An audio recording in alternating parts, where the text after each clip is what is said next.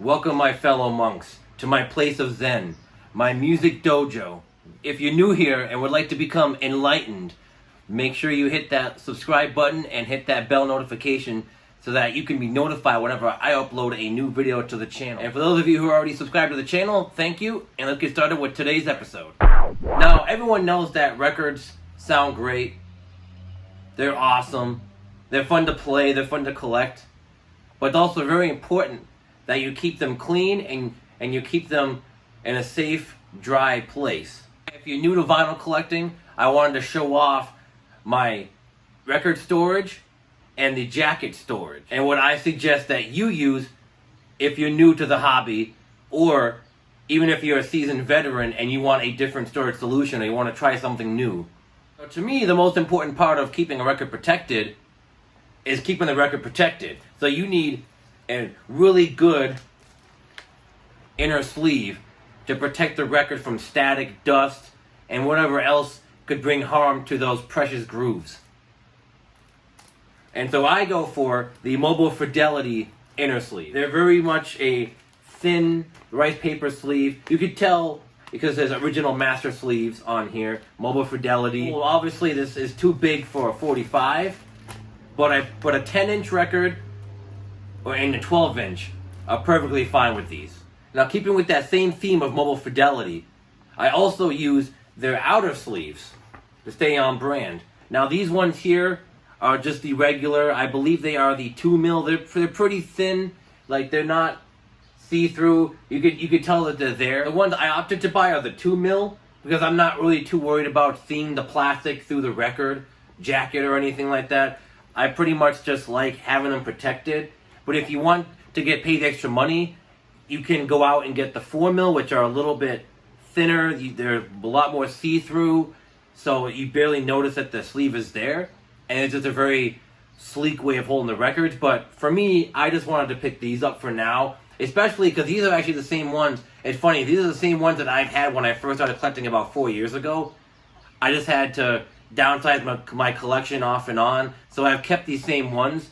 Maybe in a few years I'll upgrade to the 4 mil or I'll get a different brand. But for now, if you're a new collector, I'd recommend just using these to start off, just so you can protect your jackets from dust, dirt, mildew, and whatever cat fur you may have. And again, those come in about a 20 to 25 pack. You can buy them on Amazon, about the same price, 20 to 30 bucks. Depending on where you go, I spend about 25 on mine. And again, if you have a big collection, you might want to buy more. So that way you can sleeve all of your glorious records and keep them in pristine condition. So now that I showed you what I use to protect my records and their jackets, now I wanted to show an example of how I do that. So the record I'm going to show off today is Stone Temple Pilots' Purple, their second album from 1994.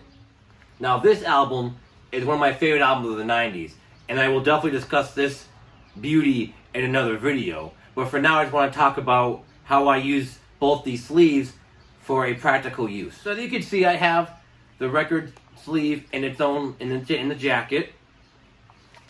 Now, what some people like to do that I've seen on the internet is they'll take the record. So they'll take the record with the sleeve itself and they'll put it in the back of the outer sleeve. So that way it keeps the jacket in pristine condition, so you can just pull out the record from the back. I don't go that far. I like keeping everything in the jacket. As long as you're not pulling out the record like constantly, the jacket should not corrode or just break over time. Just be gentle. You pay good money for these. You gotta make sure you take care of your records. That's my pro tip for the day. Take care of your records. The more you know. So now we got the jacket. It is naked. There's nothing on it. You can see no tricks up my sleeve. So now we're going to pull this out. This record actually came with its own polyline paper sleeve. It's not a Mobile Fidelity one, but usually when I buy a new record, unless it has a quality records one, or it has a rice paper sleeve, I'll usually change it out. My Rush albums I didn't change out because those ones are pretty close to the Mobile Fidelity. But albums like this I usually will change. And before I filmed this video, I did have it in the Mobile Fidelity sleeve, but just for practicality and as a great example I'm going to show you how I do it now, without spilling the record on the floor, obviously. So I'm going to take it out, simple. I'm kind of spoiling the video, but look at that beautiful blue splatter. Oh, it's gorgeous. Walmart exclusive pressing too. So we're going to take your Mobile Fidelity, and I'm going to flip it over to side A. Very simple. Hold it like this, like at the platter, and we're just going to put it right in, like this. And what I like about the Mobile Fidelities too is that you don't have to worry about scratching them. Other ones, other inner sleeves that records come with, like the Iron Maiden reissues, a lot of those come with a paper sleeve. And if you're not careful, when you're pulling that record out, the paper will scratch the hell out of it. And you want to be careful with that because, again, these records are expensive. I cannot hit that point home enough. These records are expensive. You want to make sure you preserve them so you don't have to go and buy another copy down the line. So this is what the record looks like in the sleeve. What's nice is that you can see through it, so you can see what side you have. I usually put on side A just for practicality. Now the only downside is that you can't see what side B looks like. I guess it's one of the nitpicks that I have with these, is that you can't see the back of it. So let's say, for instance, you don't want to pull the whole record out to look at it. Other sleeves, they have both sides. Or even if you just want to see the center label, other ones, case in point, these here, you can see through it. So you can see through, so you can see side A and side B. So if you just want to look at the artwork, you can say, oh, hey, that's a nice center label. You can do that. But unfortunately with this, you can only see side A. But the upside is you can see the whole entire surface of the record. So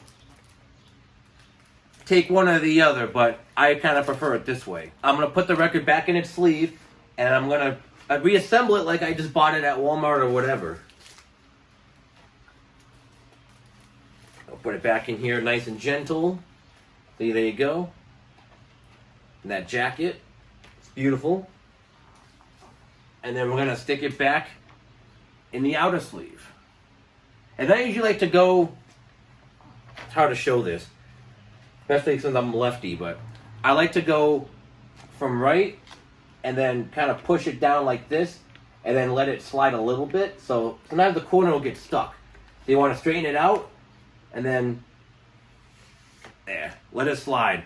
And that slide is one of the best feelings that you'll have. Just watching the record just slide right into the sleeve.